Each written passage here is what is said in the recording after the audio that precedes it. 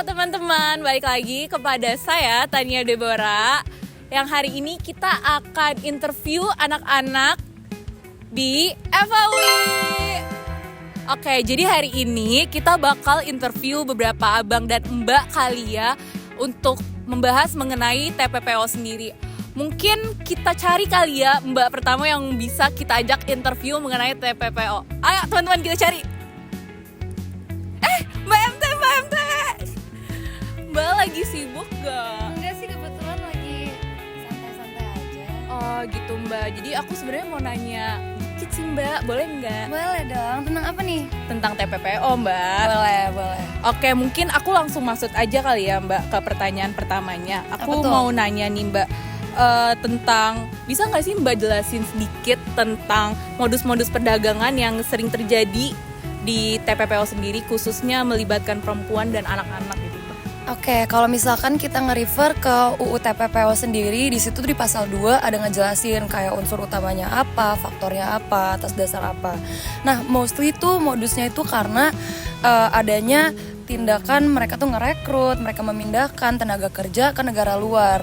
Nah, biasanya tuh tujuannya untuk melakukan eksploitasi.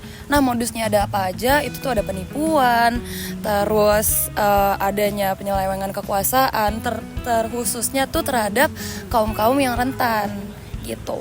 Oh, itu jujur agak mengkhawatirkan sih mbak. Bener Jadi banget. apa aja sih mbak faktor-faktor yang membuat perempuan dan anak-anak tuh menjadi rentan dalam kasus TPPO ini? Biasanya kenapa mostly itu perempuan sama anak-anak? Karena emang ada faktor kemiskinan sama rendahnya pendidikan teman-teman.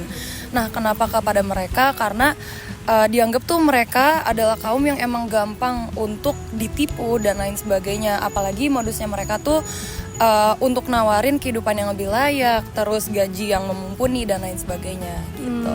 Gitu ya. Oke, mungkin dari aku udah cukup sih Mbak MT. Oke. Thank you Mbak atas Thank you. penjelasannya. Bye-bye. Jadi gitu teman-teman penjelasan dari Mbak MT. Mungkin kita bisa tanya-tanya kali ya ke abang mbak lainnya.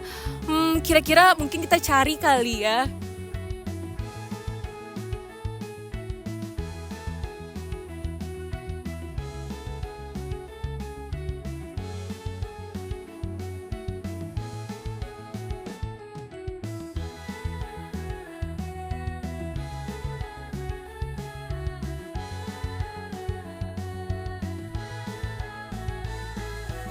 Oke, jadi biasanya kalau di TPPO itu korban-korbannya tuh mengalami dampak gak hanya fisik ya, tapi psikologis juga. Karena mereka dipaksa untuk bekerja di lingkungan yang sangat buruk, dan bahkan beberapa dari kasus itu ada yang mengalami kekerasan seksual. Jadi untuk fisik tuh ya dari kekerasannya itu, dan mungkin dari psikologisnya juga bisa kita lihat dari rasanya mereka yang merasa tidak terancam terus, terisolasi, atau merasa tidak ada lagi harapan di hidupnya. Jadi bisa dibilang Mbak dalam hal ini kalau perdagangan orang ini memang menghancurkan kehidupan mereka ya Mbak, nggak lain dari fisik juga secara mental mereka gitu ya. Jadi apa sih Mbak yang bisa kita lakukan untuk bisa membantu mereka nih Mbak sebagai masyarakat? Oke, jadi untuk kita nih kita bisa bantu dari cara edukasi dan mungkin lebih peka terhadap sekitar. Kalau misalkan kita ngeliat dari sekitar udah ada orang yang menunjukkan tanda-tanda terjadinya atau jadi korban tindak TPPO, mungkin kita bisa langsung lapor kepada pihak yang berwenang agar mereka dapat perlindungan. Oh gitu ya Mbak. Oke sih, mungkin dari aku juga udah cukup. Mungkin makasih ya Mbak Lira atas waktunya. Thank you Mbak, see you Mbak. Mungkin teman-teman baru 2 cewek doang yang kita interview. Kita mungkin cari abang-abang kali ya. Hari kali ini kita cari ada Bang Dapar, ayo. Halo Bang, aku boleh nanya bentar gak Bang tentang kasus TPPO sih Bang? Boleh.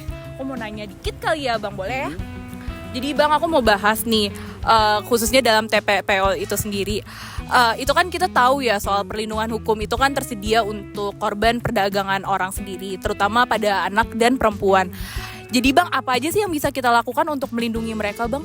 Oke, untuk perlindungan hukumnya sendiri di Indonesia sudah ada UU nomor 21 tahun 2007 tentang tindak pidana perdagangan orang. Undang-undang ini bertujuan untuk memberi perlindungan terhadap perdagangan orang itu sendiri. Nah, selain itu juga ada namanya Palermo Protocol. Apa sih itu Palermo Protocol? Palermo Protocol itu merupakan instrumen internasional yang membahas tentang pencegahan dan memberi perlindungan terhadap korban perdagangan orang. Jadi Bang, walaupun udah ada regulasinya, menurut Abang sendiri apakah itu cukup dan memberikan perlindungan yang maksimal Bang? Sebenarnya kalau misalkan bahas cukup atau belum ya, sebenarnya sudah ada nih, sudah secara dasar memang sudah kuat. Tapi yang terjadi adalah implementasi di lapangan itu sendiri. Contohnya kita juga harus memberikan kerjasama antar masyarakat, terus juga sama lembaga-lembaga terkait dan juga pemerintah agar hukum ini dapat berjalan efektif dan dapat memberikan perlindungan yang nyata terhadap korban.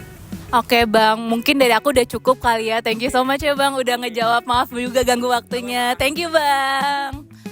Mungkin kita cari 2 abang lagi kali ya yang mungkin bisa kita bahas, kita tanya-tanyain tentang kasus-kasus TPPO sendiri. Kira-kira abang-abangnya di mana ya? Kita cari di daerah sana kali ya. Yuk! Jujur teman-teman, aku udah muter-muter FAUI dan jujur aku belum dapat lagi orang yang bisa aku ajak interview. Tapi mungkin kita cari kali ya di era HS aja langsung. Kira-kira mungkin aja dapat. Let's go! Teman-teman, lagi ada Bang mau Bang Sabil, ayo kita interview yuk. Halo Bang. Aku boleh nanya-nanya dikit gak Bang? Aku izin duduk ya Bang. Aduh, jujur kursinya.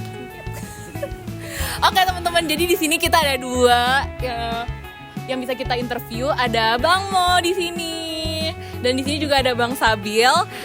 Jadi hari ini aku mau nanya sedikit sih Bang sebenarnya tentang TPPO nih Bang. Aku boleh lah nanya-nanya dikit ya abang-abang ini. Mungkin aku mau nanya nih Bang kepada Bang Nevan sama Bang Sabil. Mungkin siapa aja boleh jawab Bang di sini. Aku mau bahas khususnya mengenai kasus terkait TPPO sendiri. Jadi kan bisa kita lihat kan ada beberapa kasus yang emang lagi menonjol ya yang terjadi sekarang ini. Bisa abang di sini jelasin nggak mengenai beberapa contoh kasus yang pernah menonjol sekarang ini? TPPO ya. TPPO akhir-akhir ini yang gue tahu sih pengiriman kerja ke luar negeri ilegal ya. Jadi orang dikirim ke luar negeri untuk kerja secara ilegal dengan menggunakan dokumen-dokumen palsu. Sampai di sana mereka malah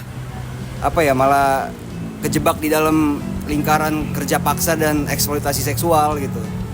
Jujur itu agak ngejutin sih Bang. Jadi apa aja sih Bang yang bisa kita pelajarin dari kasus-kasus itu? Ya mungkin yang pertama kita jangan terlalu gampang kali ya keiming-iming tentang tawaran kerja yang gampang gitu. Kita juga harus pilih-pilih lah. Dan kita juga harus tahu hak-hak kita gitu aja. Oke, thank you Bang. Mungkin satu pertanyaan lagi kali ya. Mungkin Bang Sabil nih kayak tadi masih belum jawab. Aku mau nanya nih Bang, kira-kira apa aja sih Bang yang bisa mereka nih selaku korban yang bisa mereka lakukan jika terjebak ke dalam perdagangan orang ini? Oke, kalau dari yang aku tahu ya, biasanya tuh pola yang dilakukan pelaku ke korban itu sebenarnya hampir sama di perdagangan orang manapun ya. Pokoknya buat kalian yang mungkin ada di situasi itu terjebak kayak terisolasi, akses komunikasi dibatasi, atau kalian ditaruh di lingkungan kerja yang lingkungan kerja itu nggak manusiawi. Pokoknya kalau udah ada tanda-tanda seperti itu, lebih baik langsung laporkan ke lembaga-lembaga yang emang mengurus hal tersebut. Oke, thank you ya Bang Sabil atas penjelasannya. Mungkin dari kita juga udah cukup.